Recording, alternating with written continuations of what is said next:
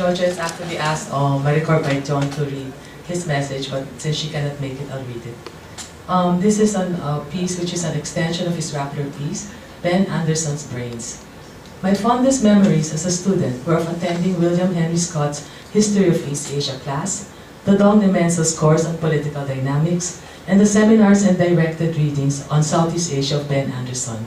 These three mentors basically shaped my intellectual curiosity and set me on the path that I continued to pursue. Scotty captivated us with stories of the collapse of the Manchu dynasty under the relentless assaults of the world's largest drug cartel, the British Empire, and wondered about the size of Manchurian warlord Chang Cholin's penis. The Dong made us read Marx, Lenin, Trotsky, Stalin, and Mao, leaving my English professor classmates to wonder how such great political figures saw Marx and Trotsky could get away with such dreadful writing. He walked us through the different ways a revolutionary group could overthrow the state: the coup, the insurrection, the protracted People's War. As wide-eyed national Democrats, we took the latter survey with a grain of salt. For was not Nemenso a member of the Lavaite black bourgeois revisionist gang, and so all these explanations are lies. Fortunately, it was also the Dong's critical re-examination even of his own politics that prodded us, some of us, towards radical heresies and led me to do away with my Maoist dogma. And there was Ben Anderson. I was his accidental student, heading to Cornell in 1988 to try to overcome my grief over the political assassination of my friends, Dan Sibal and Leon Alejandro. Despite him enlisting me as his advisee at Cornell's government department, I was only planning to stay for a year. After a semester, my pretty bourgeois girlfriend replaced me for her senior internist, and so I had no choice but to go back to Ithaca. UP had already delisted me as a research assistant, while my mother said, I will never be a good corn farmer. My kalyos daw were pathetic, so I should stick to reading books. So I headed back in the summer of 1988. Low passed my comparative politics exam, flirted and fell in love with Donna Amoroso, who was just about to start writing her dissertation on Malaysian nationalism, high passed by my American politics exam, and got frequently drunk with Ben and my classmates. Of these three mentors, I dreaded Ben the most. For his gentle presence notwithstanding, he always kept us on our toes because we had no idea how to answer his questions, which usually starts with the query, what's odd about it? While he once comforted us with a reminder that we can fill this room with our ignorance, it was also clear that he expected us to know the canons of Southeast Asian studies, the histories of the countries in the region, and our own national histories. For to answer what's odd about it, we had to think comparatively and be willing to go against the grain of the orthodox explanations. I never felt so provincial and narrow-minded as I did then. For in my time at Cornell, we were already dealing with the Ben Anderson, the author of Imagined Communities, not the Ben Anderson of Joel Rocamoro's time, whose focus was still on Indonesia. But we soon began to admire Ben's brilliance and the care and attention he gives to his students.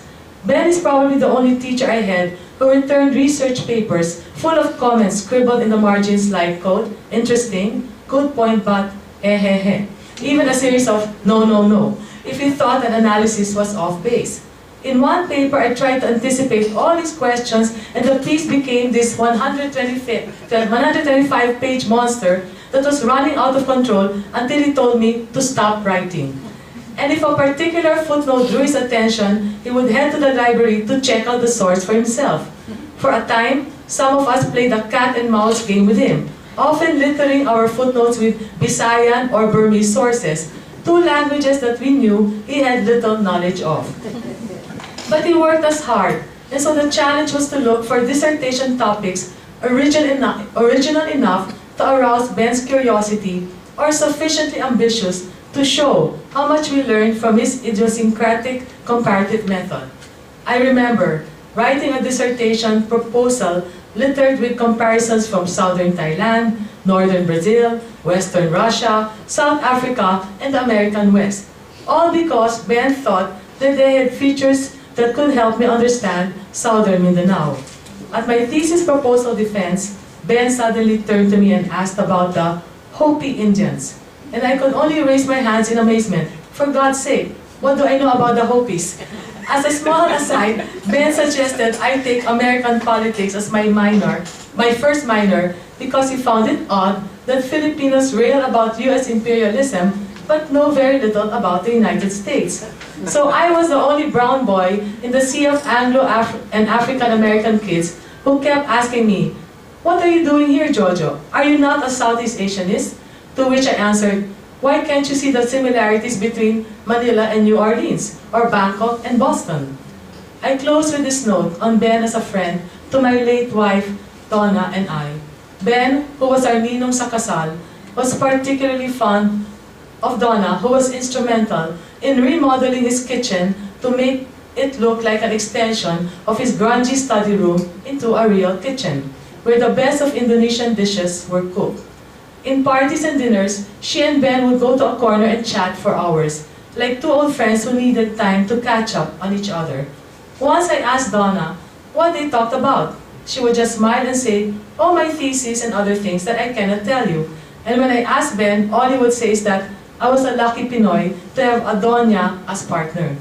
They had their secrets, and I remained the envious outsider. When Donna had a hard time getting comments from her main advisor, Ben and Takashi Shiraishi stepped in and became her de facto mentors. Donna completed her dissertation under Ben's and Takashi's supervision. It is now a book, Traditionalism and the Ascendancy of the Malay ruling class in Malaya, was published last year in Malaysia.